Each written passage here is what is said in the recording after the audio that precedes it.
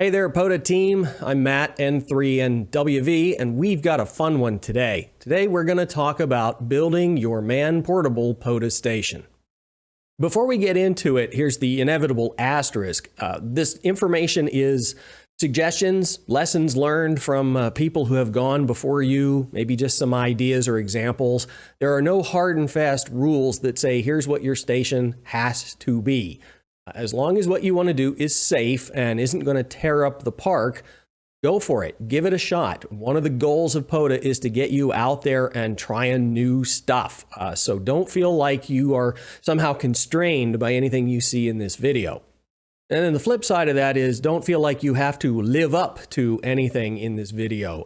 Very, very modest stations can be very effective. This is a hobby after all, and everybody's situation is different. So just like these aren't rules, they're not requirements either. You've got a station put together, no matter what it is, take it out and try it. You may be surprised at what you can accomplish with very little. Before we get into talking about the station you're going to build, let's talk about one of the most effective stations that you might already have, and that's a mobile rig. Mobile stations do a couple of things that other types of stations can't do. If your radio happens to be permanently installed in the car, then it's a zero setup time operation. As soon as you pull into the park, you're ready to operate. Mobile stations are also by far the stealthiest of the ways to activate POTA. You're sitting in the parking lot, talking to yourself, you might look a little strange, but odds are you're not going to bother anybody. And then there's the weather. A mobile station is also a mobile shelter, probably with heat and air conditioning. They're viable in all sorts of conditions that keep us park bench dwellers tucked away safely at home. There's absolutely nothing that says your mobile station has to be complicated either. That phone holder lives in this van 24/7, and the radio just sits on the passenger seat, plugs into the 12-volt socket of the dash when I want to use it. I can't run 100 watts, but it takes me 4 seconds to set it up. And for an antenna, all I've got is a monoband ham stick on a magnetic mount. As it turns out, it's not a bad hunting rig either. November 3, November, Whiskey Victoria.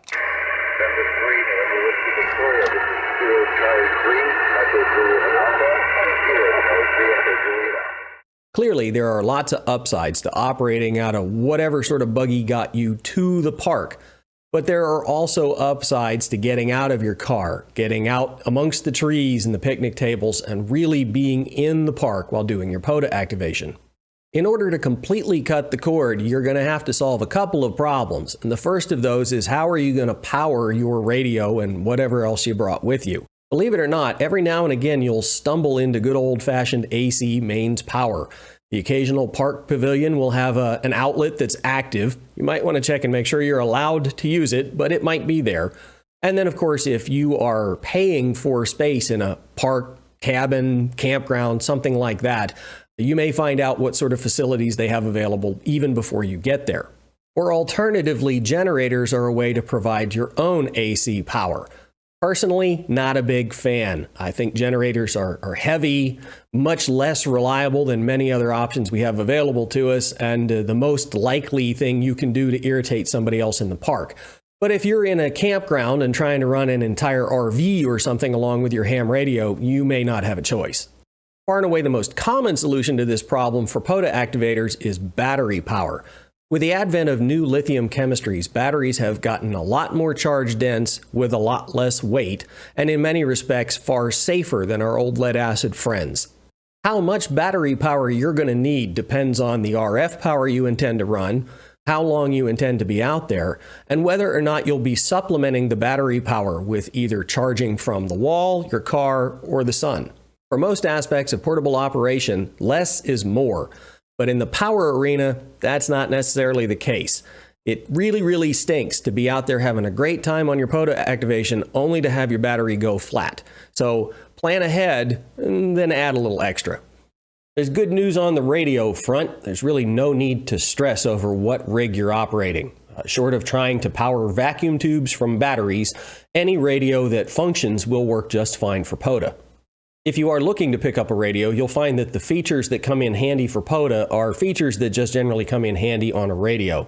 Of the ones listed here, the built-in tuner is probably the most useful for POTA because you might find that that antenna that you tuned perfectly at home isn't quite as perfect when you deploy it in a different spot in the park.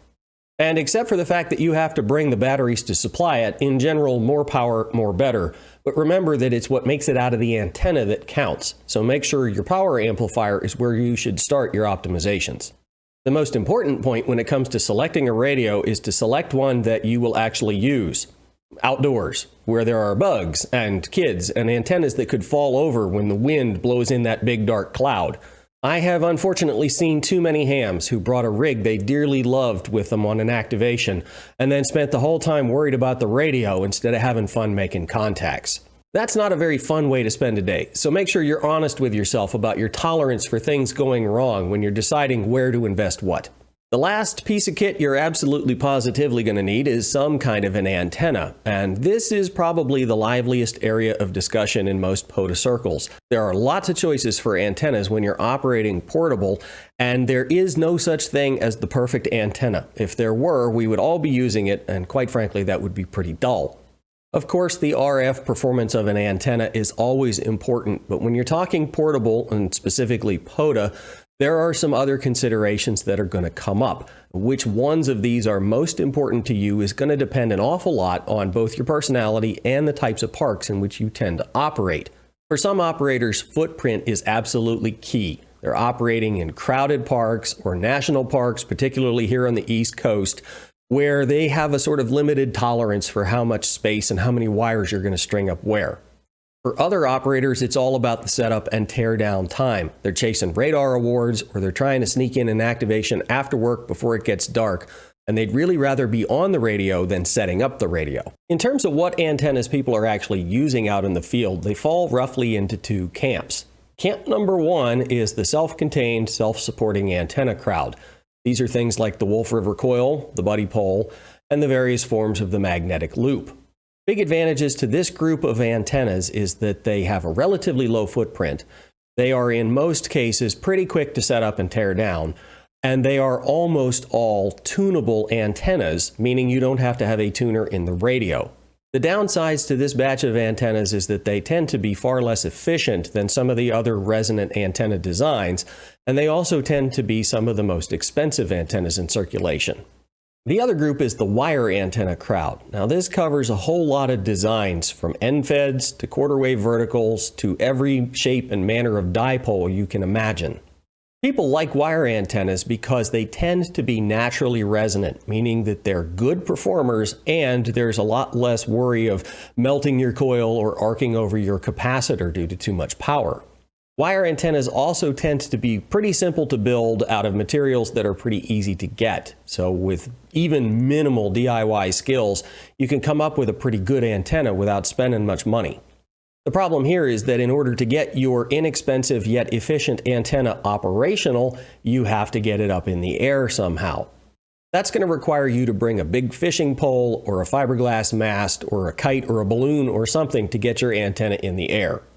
The other option that can work sometimes is the use of trees, but definitely check with your park officials before you plan on going this route. It's not okay everywhere.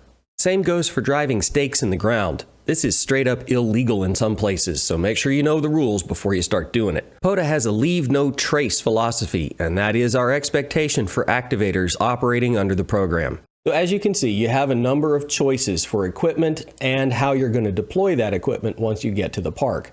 Those choices are going to determine your station footprint, which is going to determine how much work it is for you and your impacts to the park and the other people at that park. As usual, there aren't any absolute right or wrongs here. Just make sure that what you're doing for your station is appropriate for you and your capabilities, as well as for the park that you're headed to. It's always a good idea to try out a new station configuration in your own backyard, where it doesn't really matter if you forgot a piece and you can tell exactly what your footprint is going to be. But in the end, there's no better teacher than experience. And the station that you've got on the air at the park always makes more QSOs than the better one that you're still working on at home. So get out there and do it. And if you learn something, great. But most importantly, have fun.